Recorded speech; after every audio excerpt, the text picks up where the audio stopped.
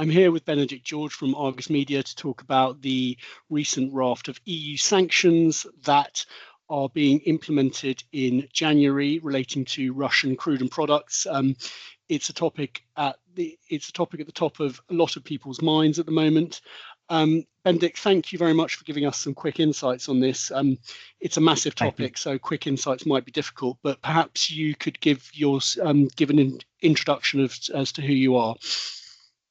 Hi, yeah, thank you very much for having me, Bill. I'm Benedict George. I edit the Argus European Oil Products Report. So we assess prices for refined oil products all over Europe, and we also write a lot of news about the market, a lot of analysis about the market for our subscribers. Thank you very much. So perhaps we could just start. What are the new sanctions the EU is implementing in January? So the really important new oil sanctions from the 21st of January are that it's not going to be allowed to import products that are refined from Russian crude, no matter where they are refined. So I think a lot of people in the sort of general public have the impression that this is not really allowed already, but it has very consciously been allowed so far.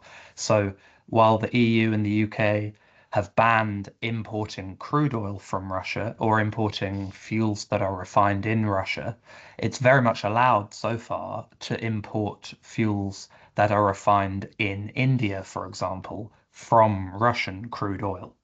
I think probably at first it was felt that banning too much all at once could tighten supply for Europe too much.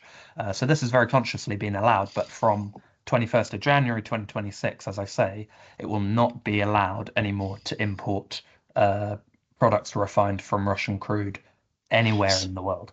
So I think that's really interesting. So I think a lot of people certainly listening and watching in the UK might not realise that the petrol or diesel in their tank could well be originally refined from Russian crude. Is that right? Exactly, yeah. So for the EU and the UK as a whole, in 2025 so far, about 8% of all of the refined products imported from outside have come from Turkey, and about 6% have come from India. And both of those countries, they are two of the three largest importers of Russian crude oil worldwide.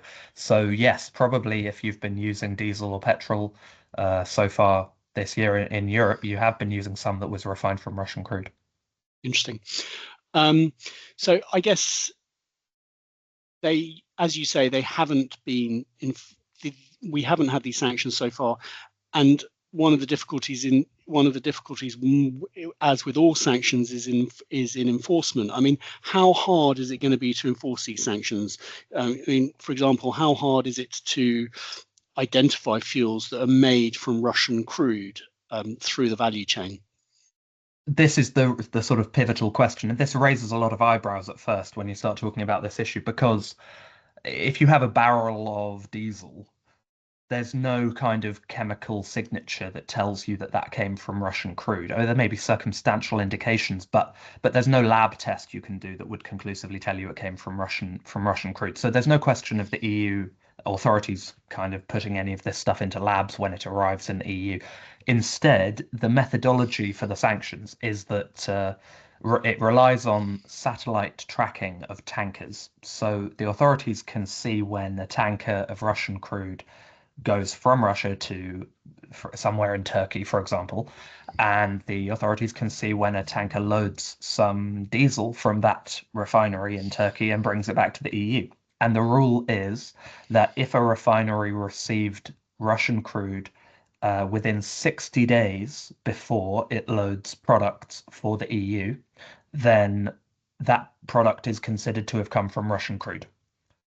Even just in part, even if it just partly comes from Russian crude, that's the definition.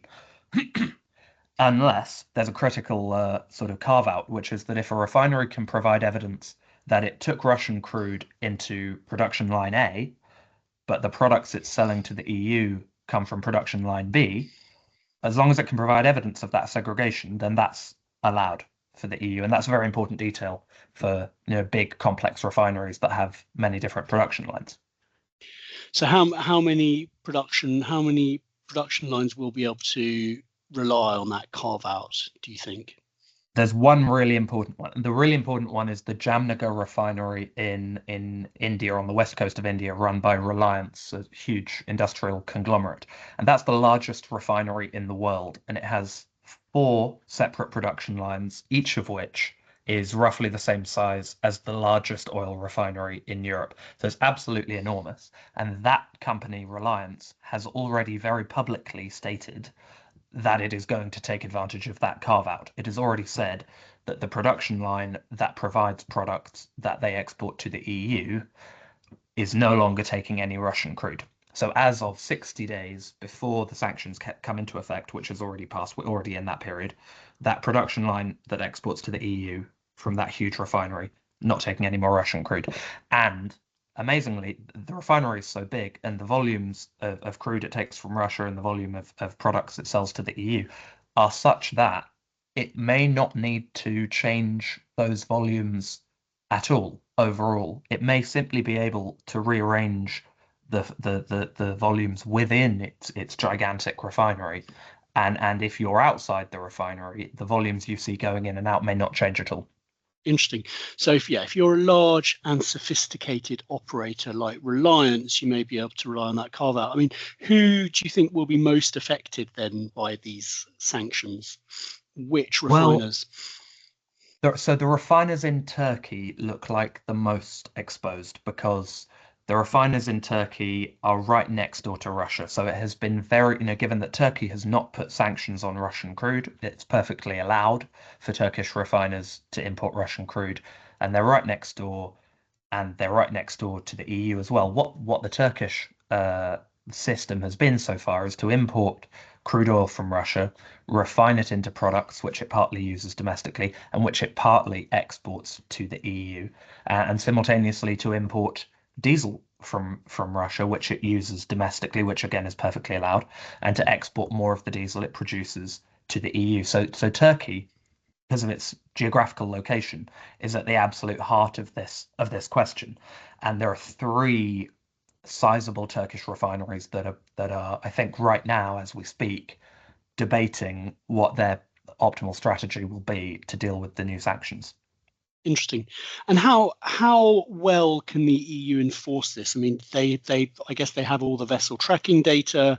Is it quite straightforward to enforce which tankers of crude are coming into a big refinery and where they're from? You've got questions about the dark fleet. You've got questions about the ability of tracking data.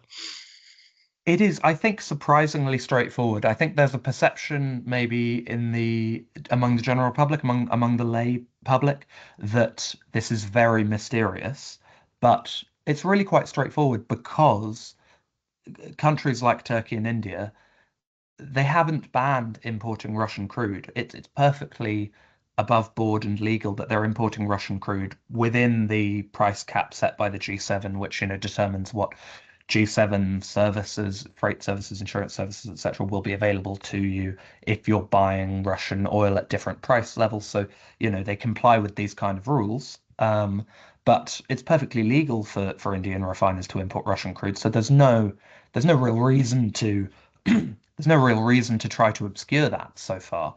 And I think observers would very quickly pick up on signs that it was being obscured. It would be very clear if it suddenly was unaccountable where 30% of the crude for Reliance was coming from because those ships all went dark. That would be perfectly, obvious to observers. Sure. So it's not a huge change to business as usual for a lot of them. Yeah, I think the methodology for enforcing the sanctions is quite straightforward. I think for big complex refiners like Reliance, they can comply quite easily without changing their business too much.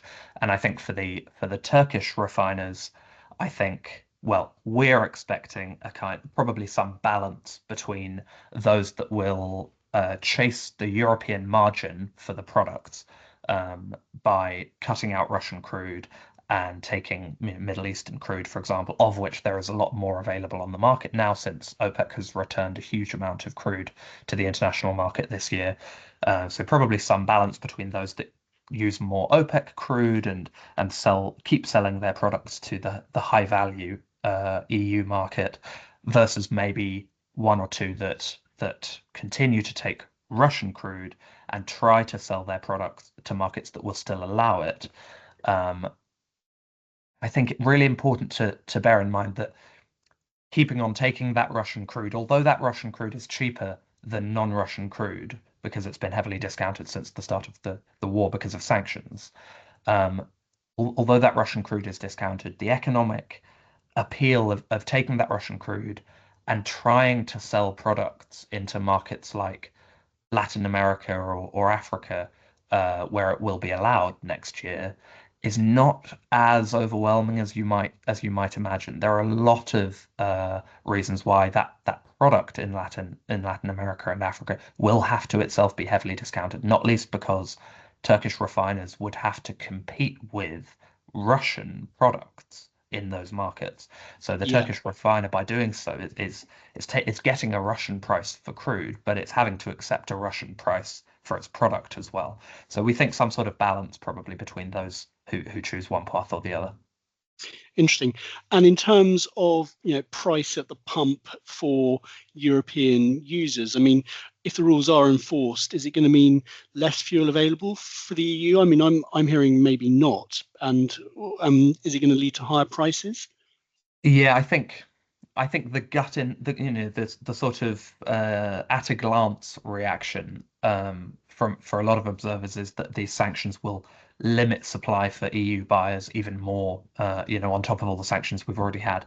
But the physical effect on supply, we think, will be very limited. And one reason I say that is because even in the scenario where these Turkish refiners stop selling their products to the EU and they all try to sell their products to Africa and Latin America and so on, that displaces other products from Latin America and Africa. So the Middle Eastern sellers or the US sellers who currently supply buyers in Latin America and Africa, they are displaced and they need to find new markets for their products. So they probably sell more to the EU. So the trade rearranges, but the volumes everybody gets end up being pretty much the same. There's an efficiency loss because the reason people don't do this at the moment is because it's not the most efficient way to organize the market. There is an efficiency loss which will mean EU buyers paying a moderately higher price in that kind of worst case scenario, but the volumes are all still there. There are no actual shortages of fuels. Interesting. Yeah, really interesting. Look, thank you very much, Benedict. I think we're going to stop there. That was a really insightful take on what's going on, and I'm sure everyone will be very interested to listen to that. Thank you very much for your time. Thank you. Thank you very much.